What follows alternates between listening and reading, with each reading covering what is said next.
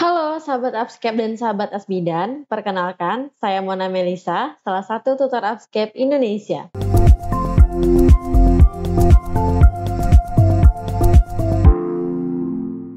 Oke, kita lanjut soal nomor 6. Seorang perempuan umur 24 tahun datang ke PMB dengan keluhan tidak haid selama 3 bulan. Anak pertamanya meninggal karena lahir dengan spina bifida. Hasil pemeriksaan planotes positif dan teraba baloteman. Apakah asuhan yang bisa diberikan bidan dalam kasus di atas? A. Istirahat yang cukup. B. Mengkonsumsi tablet FE. C. Mengkonsumsi asam folat 400 mikrogram per hari. D. Makan sedikit tapi sering. E. Mengkonsumsi kalsium. Pertanyaannya adalah asuhan yang tepat. Permasalahan di dalam soal bisa kita lihat bahwa ternyata si ibu anaknya meninggal karena lahir dengan spina bifida. Nah, kita tahu bahwa spina bifida merupakan salah satu kelainan kongenital yang diakibatkan kekurangan asam folat. Dan di sini si ibu ketika hasil planotesnya positif teraba balotemen, artinya si ibu sedang hamil. Nah, supaya tidak terjadi kesalahan yang sama, kita bisa langsung jawab bahwa jawabannya adalah C, mengkonsumsi asam folat. Sedangkan istirahat yang cukup, tablet FE, makan sedikit lebih sering, dan mengkonsumsi kalsium tidak nyambung ya. Jadi langsung bisa kita temukan jawabannya. Kita lanjut soal nomor 7. Seorang perempuan berusia 23 tahun, hamil pertama kali, usia kehamilan 12 minggu, datang ke bidan praktik mandiri dengan keluhan mual muntah 4-5 kali sehari dan merasa khawatir akan mengganggu kesehatan janinnya. Hasil pemeriksaan, keadaan umum baik, suhu 36,5 derajat Celcius, tekanan darah 1/60, pernafasan 20 kali per menit, dan turgor kulit baik. Apakah konseling yang tepat pada kasus di atas?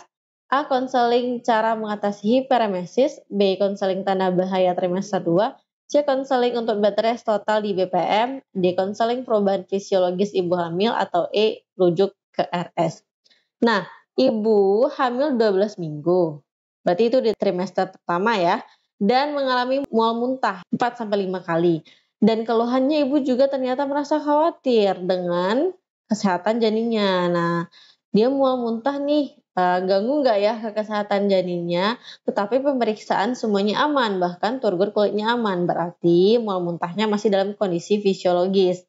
Nah, setelah konselingnya otomatis bisa kita langsung ambil jawabannya yang D, yaitu konseling tentang perubahan fisiologis pada ibu hamil. Kalau A, konseling mengatasi hiperemesis, tidak ya, dia tidak hiperemesis, dia fisiologis emesis.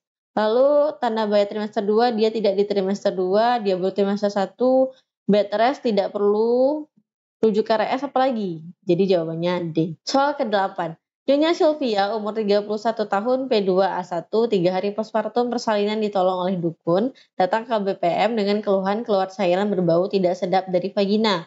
Hasil pemeriksaan, tekanan darah 110/70, suhu 39,2 derajat Celcius, frekuensi nadi 100 kali, frekuensi nafas 26 kali per menit. Apakah asuhan yang diberikan bidan untuk menangani keluhan demam?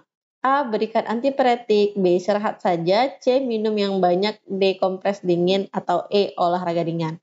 Nah, di soal yang ditanyakan adalah menangani keluhan demam. Jadi kita bisa langsung lihat demamnya berapa. Oh, ternyata demamnya itu 39,2, otomatis sudah lebih dari 38 derajat Celcius. Ini demam yang harus segera kita atasi.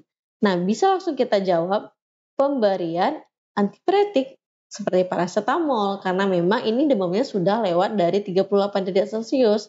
Kalau misalnya masih di bawah 38, kita masih bisa kompres hangat ya. Jadi untuk istirahat, minum yang banyak, kompres dingin, dan olahraga ringan salah.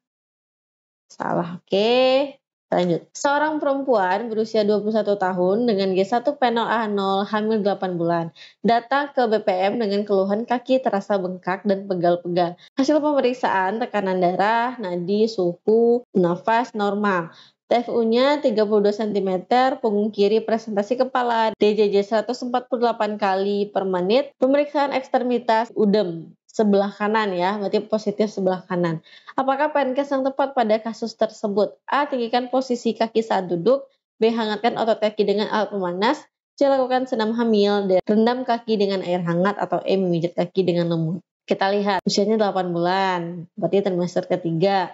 Keluhannya kakinya bengkak, pegal-pegal. Lalu pemeriksaan yang lainnya normal semua kecuali ekstremitas bawahnya, yaitu udem di sebelah kanan ya. Otomatis case yang tepat kalau misalnya kaki udem ketika trimester ketiga apa? Pada trimester ketiga karena uterus semakin membesar dan ada tekanan dari rahim sehingga sirkulasinya tidak lancar dan terjadilah pembekakan. Nah, hal ini bisa kita atasi dengan tentunya langsung kita bisa jawab rendam kaki dengan air hangat. Kalau tinggikan posisi kaki saat duduk tidak ya, tapi saat tidur itu baru yang tepat. Hangatkan kaki dengan alat pemanas, wah melepuh dong kakinya. Lalu senam hamil juga tidak, kaki juga tidak. Jadi jawabannya D. Selain itu juga hindari makan makanan yang tinggi garam. Jangan memakai sepatu dengan hak tinggi, lalu jangan berdiri terlalu lama, itu juga bisa meminimalisir terjadinya pembengkakan pada ekstremitas bawah. Kita lanjut. Seorang perempuan umur 30 tahun, G4P3A0, hamil 34 minggu, datang ke RS mengeluh keluar darah merah segar dari kemaluan sejak 1 jam yang lalu. Hasil anamnesis tekanan darah 140/100, pernafasan nadi normal, tidak ada kontraksi uterus dan tidak ada nyeri tekan abdomen bagian bawah. TFU setinggi pusat, DJJ 156 kali per menit. Apakah diagnosis yang paling mungkin pada kasus tersebut? A. Placenta previa, B. Solosio placenta, C. Abortus imminent, D. Mola hidatidosa, atau E. Kehamilan ektopik. Nah, bisa kita lihat bahwa keluhannya kan mengeluarkan darah merah segar di usia kehamilan 34 minggu. Otomatis ini merupakan kasus-kasus perdarahan di kehamilan lanjut. Nah, kalau kasus perdarahan di kehamilan lanjut itu hanya 2, placenta previa atau solosio placenta. Nah, karena di sini dikatakan darahnya merah segar, tidak ada nyeri tekan abdomen, otomatis kita bisa langsung jawab, jawabannya adalah A, placenta previa ya.